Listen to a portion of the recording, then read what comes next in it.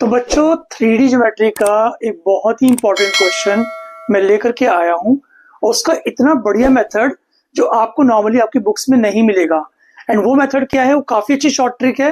आपका आंसर 100% आएगा ही आएगा सही। ठीक है, क्वेश्चन देखो क्या है। Determine the equation of line passing through the point 1 2 -4। एक लाइन है जो कि एक पॉइंट 1 2 -4 से पास हो रही है एंड वो लाइन इन दो लाइंस के ऊपर परपेंडिकुलर है। फर्स्ट लाइन है x minus 8/8 equal to y plus 19/-16 is equal to z minus 10/7 and second line है x minus 15/3 equal to y minus 29/8 equal to z minus 5/-5। ठीक है, सबसे पहले क्या करते हैं, हम इक्वेशन को एज्यूम कर लेते हैं। जो लाइन हमारी 1 2 -4 से पास हो रही है उसको एज्यूम कर लेते हैं।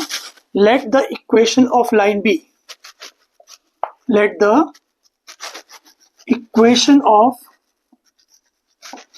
required line क्या होती है line, x minus x1 upon a is equal to y minus y1 upon b is equal to z minus z1 upon c, where x1 y1 z1 is the point from where the line is passing through and a b c are the direction ratio of that line।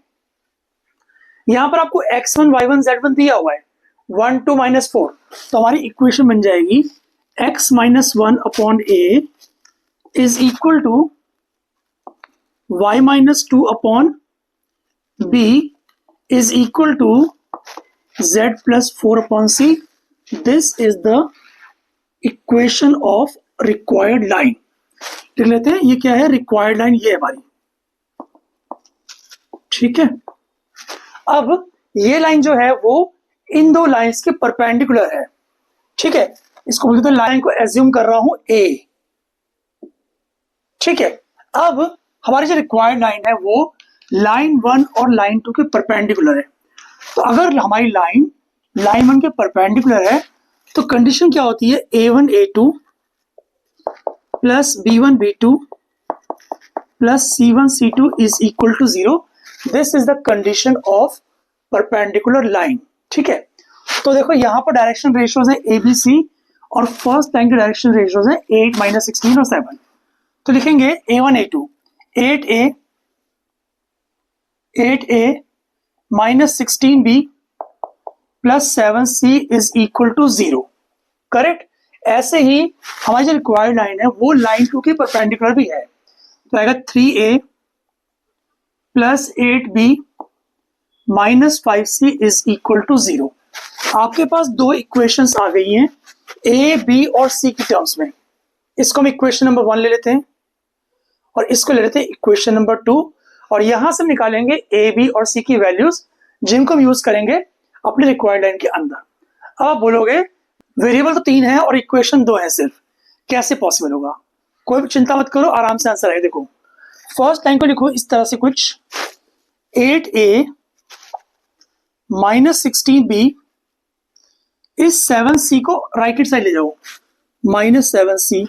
ऐसे ही second line को करो 3a plus 8b is equal to 5c। अब क्या करें, coefficient equate करते हैं हम लोग। यहां पर मैं चाह रहा हूं कि b को इक्वेट करता हूं, b के कोएफिशिएंट को इक्वेट करता हूं। माइनस 16 ऑलरेडी है, तो अगर मैं सेकेंड इक्वेशन को 2 से इंटू कर दूं तो हो जाएगा 8a minus 16b is equal to minus 7c and second line बन जाएगी 6a plus 16b is equal to 10c। Add कर लेते हैं, तो ऐड करने से क्या होगा, 16 भी कट जाएगा, आएगा 14a is equal to 3c। Correct. तो a बन गया 3/14c। यहां तक ठीक से आ गया। a को हमने c की टर्म्स में निकाल लिया, ऐसे ही b को भी हम c की टर्म्स में निकाल लेंगे। So easy. तो सेकेंड इक्वेशन हमारी है 3a plus 8b is equal to 5c। a की वैल्यू यहां पर पुट कर लेते हैं, तो हो जाएगा 9c/14 plus 8b is equal to 5c। 8b is equal to 5c minus 9/14 c आ जाएगा। अगला स्टेप देखो, ये आ जाएगा 8b is equal to 70 minus 9, कितना हो गया 61/14 c हो गया। इसके बाद आपको b निकालना है ना, तो b बन जाएगा 61/112 c। तो हमने करा क्या, हमने a और b निकाल तो लिए, लेकिन दोनों ही c की टर्म्स में। चिंता मत करो, आपको क्या करना है, इन a और b को पुट करना है हमारी रिक्वायर्ड लाइन के अंदर। तो पुट करते हैं, देखो तो ये हो जाएगा x माइनस 1/a कितना 3/14c, इसके बाद equal to y minus 2/b कितना है 61/112c is equal to z plus 4/c। अब आप बोलोगे सर आपने c तो निकाला ही नहीं, तो मैं बताता हूं क्यों नहीं निकाला। तो पूरी इक्वेशन को मैं क्या कर रहा हूं, c से मल्टीप्लाई कर रहा हूं। तो ऐसा करने से ये c और ये c कट जाएगा।